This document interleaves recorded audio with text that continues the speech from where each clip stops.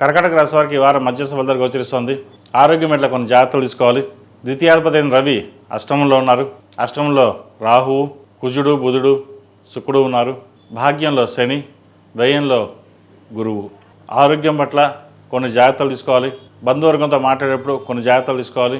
అదేవిధంగా వ్యాపారం పట్ల కూడా చేద్దాకు వచ్చి కొన్ని వ్యాపారాలు నష్టపోవడం, లేదా నూతన వ్యాపారం ప్రారంభిద్దాం అనుకోవడం ఇటువంటివి చేస్తుంటారు. కాలం అంత అనుకూలంగా లేదు. ఆచితూచి వ్యవహరించాలి. వ్యయంలో గురువు ఉన్నారు. రాబడి తక్కువ, ఖర్చు ఎక్కువగా ఉంటుంది. ఆరోగ్యం పట్ల చాలా వరకు జాగ్రత్తలు తీసుకోవాలి. సర్జరీ కూడా అయ్యే అవకాశం లేకపోలేదు. ఇది అందరికీ కాదు, కొంతమందికి మట్టుకే.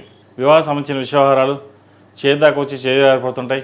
వచ్చిన అవకాశాలని సద్వినియోగపరచుకోవడం, వివాహం సంబంధించిన విషయవహారాల్లో జాతక పరిశీలన చేసుకుని ముందుకు వెళ్ళడం చెప్పదగినది. అన్ని విషయాలను తొందరపాటు నిర్ణయాలు కాకుండా ఏదైనా విషయానికి వస్తే జీవిత భాగస్వామితోటి ఆలోచించి నిర్ణయాలు తీసుకోవడం చెప్పదగినది. భూ సంబంధించిన విషయవహారాలు, క్రయ విక్రయాలకు సంబంధించిన విషయవహారాలు సానుకూలంగా ఉంది.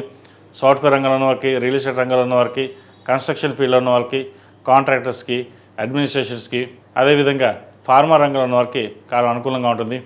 విదేశీ సంబంధించిన వ్యవహారాలు చక్కగా ఉన్నాయి. ఈ రాశిలో జన్మించిన స్త్రీలకు వృత్తి ఉద్యోగాల పరంగా, వ్యాపార పరంగా సానుకూలంగా ఉంటుంది. అదేవిధంగా నూతన గృహం కొనాలనే కళ నెరవేరుతుంది. బంధువులతో విభేదాలు వచ్చే అవకాశం గోచరిస్తుంది. వాటి విషయంలో జాగ్రత్త వహించాలి. ఫైనాన్షియల్గా కూడా ఖర్చు అధికంగా ఉండే అవకాశం ఉంది. సాధ్యమైనంత వరకు సేవింగ్స్కి వెళ్ళడం చెప్పదగినది. క్రెడిట్ కార్డులకి, లోన్లకి దూరంగా ఉండాలి. పర్సనల్ లోన్ తీసుకుని కొన్ని అప్పులు తీర్చడం, లేదంటే వేరే చోట ఇన్వెస్ట్మెంట్ చేద్దాం, లాభాలు బాగుంటాయి అని షేర్ మార్కెట్లో ఇటువంటి మనసు పరిపిదలుగా పరిగెడుతూ ఉంటుంది.